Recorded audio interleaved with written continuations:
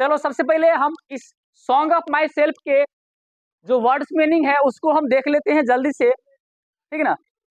सबसे पहले हम एक एक वर्ड का अर्थ जानते हुए हम इसकी शुरुआत करेंगे। सबसे पहला वर्ड से मेरा एक एक वर्ड को हम अर्थ के साथ समझेंगे। सबसे पहला वर्ड है मेरा परहैप्स। परहैप्स का मतलब होता है शायद। दूसरा वर्ड मेरा है इंडिविजुअल। दूसरा वर्ड मेरा है इंडिविजुअल। इंडिविजुअल को हम लोग हिंदी में व्यक्तिगत बोलते हैं। अगला है इंडिविजुअलिस्टिक। ये व्यक्तिगत यानी इंडिविजुअल से ही मिलकर बना हुआ है, ठीक ना। इसका मतलब निजता या निजता संबंधित होता है। मतलब इसका मतलब भी अगर एक तरह से देखा जाए तो व्यक्तिगत ही बात होता है, ठीक ना। निजता या निज समझ सकता है, ठीक ना। अगला है 3 नंबर था।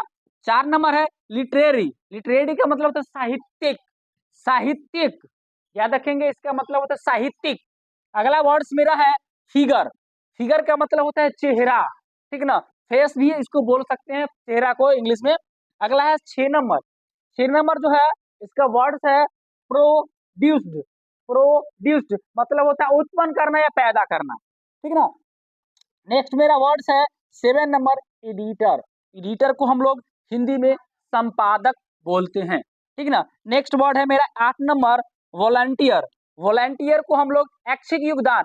इसका मतलब होता है अपने इच्छा से अगर आप योगदान दे रहे हैं, मतलब बिना पैसा के काम कर रहे हैं, उसको आपको एक शर्त में हम लोग ये बोल सकते हैं, उसको क्या वॉलंटियर बोल सकते हैं। अगला है 9 नंबर कलेक्टेड। कलेक्टेड का मतलब संग्रहित करना या जमा करना, ठीक है ना। इसका मतलब होगा संग्रहित करना। 10 नंबर है पब्लिश। पब्लिश का मतलब होता है प्रकाशन करना, कोई भी चीज के पब्लिश करना, ठीक ना। हाँ, उसका मतलब प्रकाशित करना, ठीक ना। छापना जिसको बोल सकते हैं, छापते हैं तब ना कोई चीज प्रकाशित होता है, ठीक ना। यानी दुनिया में लाना। ये हो गया 10 गो। आते हैं अगला वर्ड है 11। 11 ज्यादा कुछ है नहीं वर्ड मीनिंग में, एक बार खाली देख लेना है, पढ़ लेते हैं, प्रोनाउंस कर देते हैं ताकि तुमको पढ़ने में आसानी लगे, ठीक ना। चलिए जॉयफुल है, जिसका मतलब होता है आनंदमय, ठीक ना। जॉय मतलब वही खुशी, आनंद वाला। 12 नंबर है डेडिकेशन। डेडिकेशन का मतलब आत्मसमर्पण होता है या समर्पण बोल सकते हैं, ठीक है ना। डेडिकेशन का मतलब होता है कि कोई भी काम अगर कर रहे हैं ना, तो कितना डेडिकेशन है आपको काम करने के प्रति, इसी को बोलते हैं डेडिकेशन। मतलब आपकी एक तरह से इच्छा बोल सकते हैं, कोई काम के प्रति अच्छा लगाव, समर्पण, ठीक ना। अगला है इम्पोर्टेंस। इम्पोर्टेंस का मतलब होता है महत्व, ठीक ना। जैसे कि होता है ना कि जिंदगी में किसी चीज का कितना इंपोर्टेंस है, ठीक ना, यानी कितना महत्व है। अगला है 14 नंबर है एस्पियर। एस्पियर का मतलब होता है कांटेदार या नोकदार बोल सकते हैं, ठीक ना।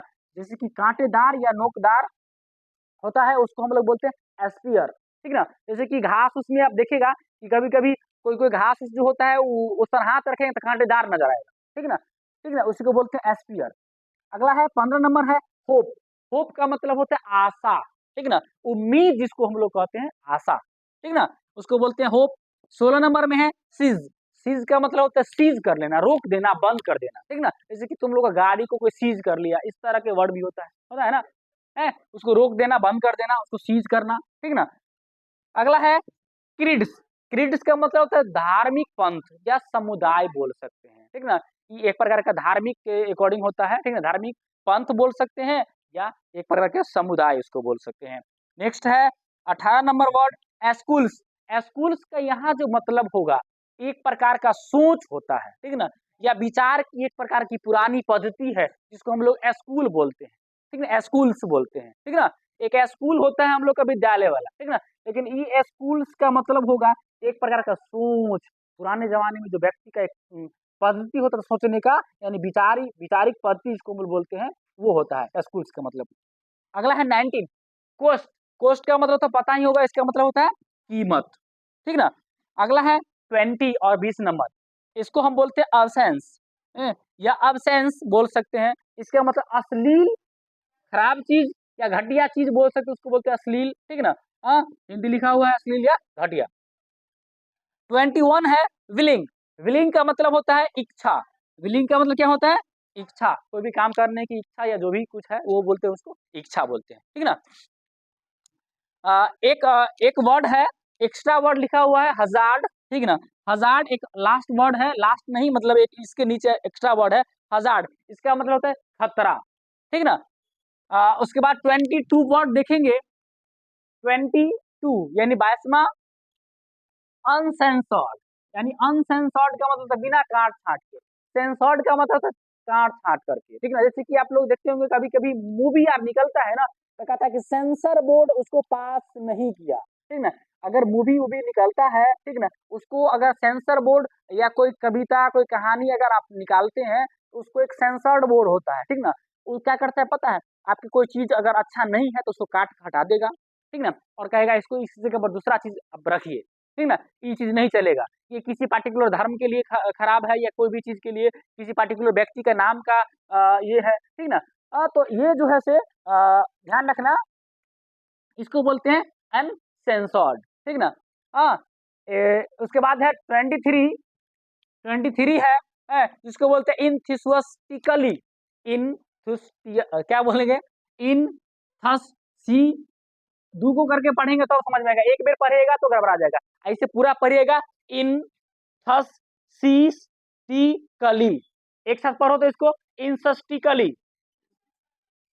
हाँ, एक बार, दो बार, तीन बार, चार बार इस वर्ड को आप प्रोनाउंस करिएगा, इनथुस सी, कैसे पढ़िए, इन, अरे पढ़ो, दूगो तोड़ के देखो, जब बड़ा वर्ड है तो यहां तक एक बार पढ़िए, उसके बाद सिस्टिकली, सिस्टिकली यहां तक पढ़िए, सिस्टिकली और इंथुस, तब जाकर के पढ़ने आएगा।